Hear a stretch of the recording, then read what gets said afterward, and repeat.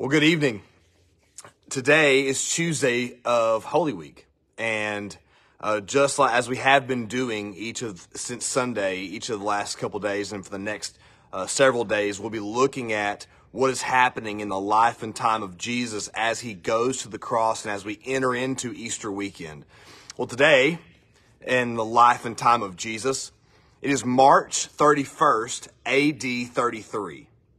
And so here on Tuesday of Holy Week, several things are going to be happening. First, there's going to be the explanation of the fig tree, and we saw where Jesus cursed the fig tree yesterday on Monday of Holy Week, going into the city of Jerusalem. There's going to be more on that. That's in Matthew 21 and Mark 11. The temple teaching and controversies. Jesus is going to gather crowds are going to naturally gather around Jesus. And he's going to teach, and there's going to be a little bit of a situation with the Pharisees here that we'll look at. And you see that in Matthew 21, Mark 11, and Luke 20. And then also Jesus is going to predict the future. You see that in Matthew 24 and 25, Mark 13, and Luke 21. And so I want you to remember on Palm Sunday, Jesus enters into the city of Jerusalem on a donkey, just as the prophet Zechariah had predicted, had promised. And on Monday, he makes quite the scene. The initial impression, the donkey, everyone's hailing him. This is awesome. Monday, he goes to the temple, and he declares that the temple is not a house of prayer, but anymore like it was intended to be, but now it's become a den of thieves. And all of this combined puts Jesus on an inevitable collision course with the Jewish authorities. And so he spends all Tuesday interacting with the religious leaders, answering their objections, and in fact, raising some objections of his own. And so we want to ask a few questions. What exactly made the Jewish leaders so angry with Jesus? What were their objections? Why was he perceived to be such a threat?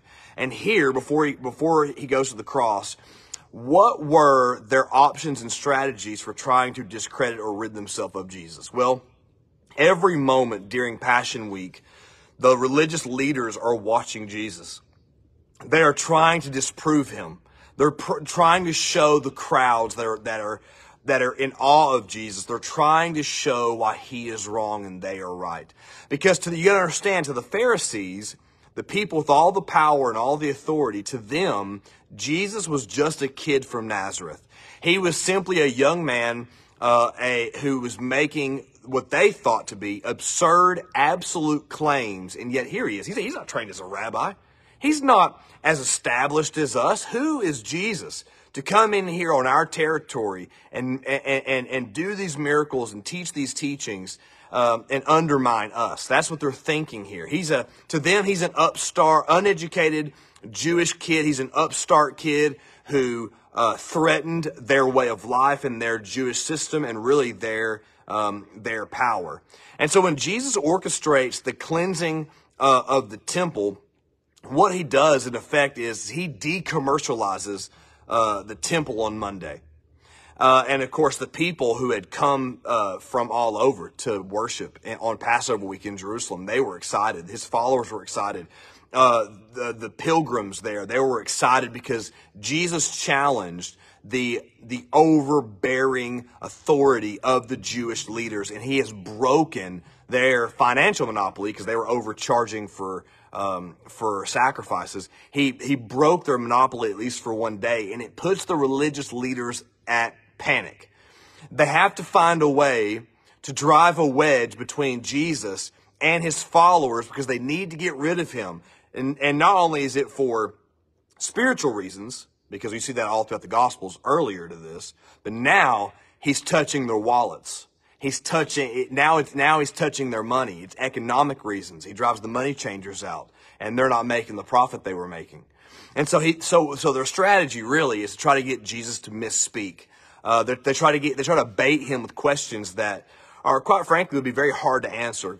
Philosophical questions that you would have to really chew on. Questions like, well, can God make a rock so big that he can't lift it himself? But really those type of questions are self-defeating and absurd.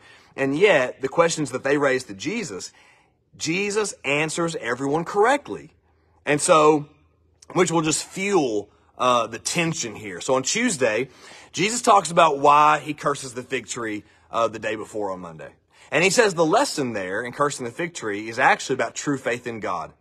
You see, God judges and God rejects heartless, cold rituals, especially when they become a stumbling block for other people seeking to worship God. And so, that faith in the Lord had become very burdensome, a lot of rules, a lot of rituals, a lot of sacrifices, and the Pharisees had made themselves essentially like the gatekeepers to heaven, okay? And so it was very cold, and it didn't produce any good fruit. And so, like the fig tree not producing fruit, Jesus judges it.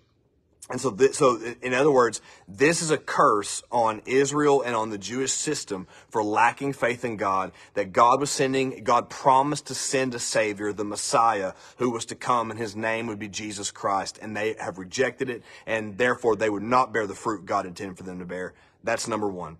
But, on Tuesday, he goes back to the temple again. Now, this has to be kind of awkward, right? You kind of make a scene the day before, and you go right back to that same place, and everyone knows what's going on.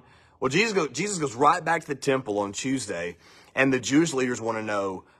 They want to know, by whose authority are you teaching? On whose authority are you coming here and flipping over our tables? On whose authority do you think that you're operating on or operating in that gives you the right to show up here and do what you're doing? And so essentially the question is, who do you think you are? That's the question.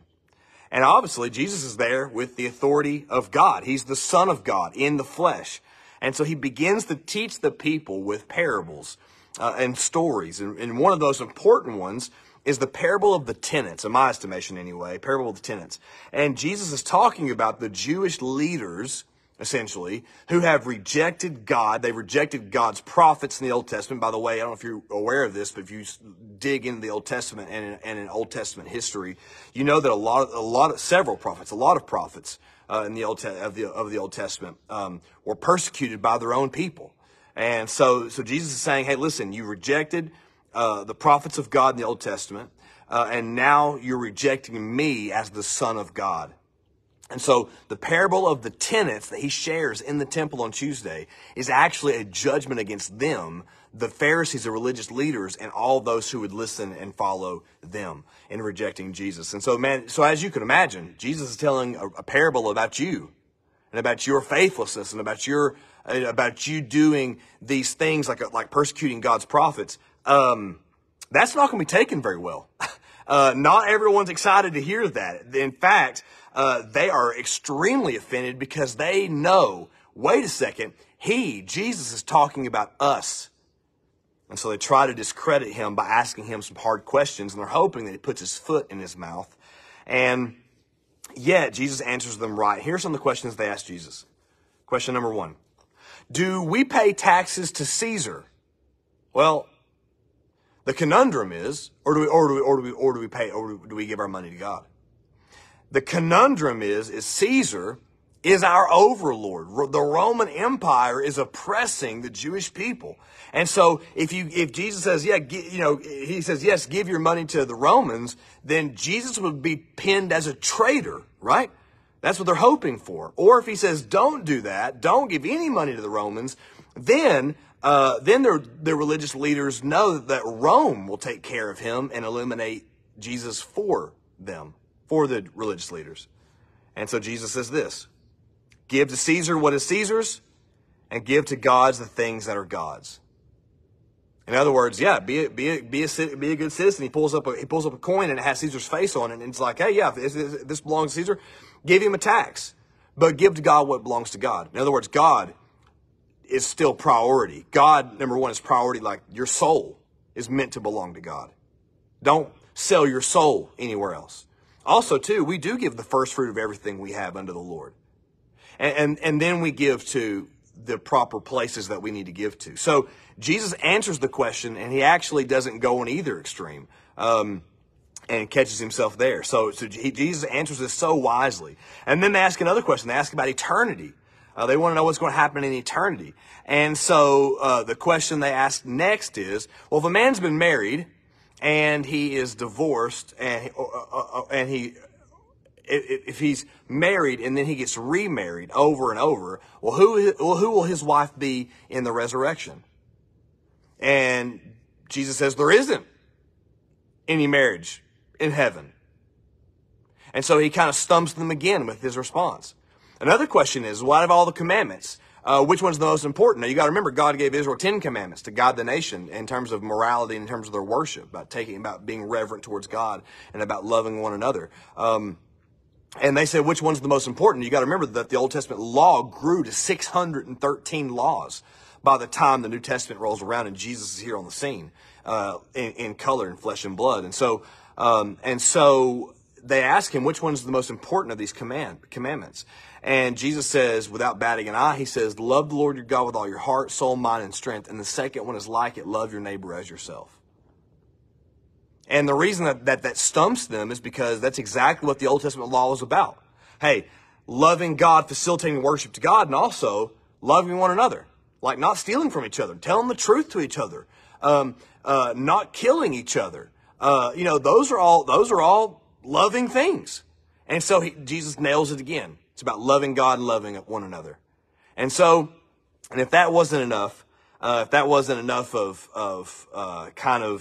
navigating those controversial waters, Jesus then says two things are about to happen in the days ahead. And here's what he says: the temple will be destroyed as a sign of God's judgment on Israel's fruitlessness and faithlessness.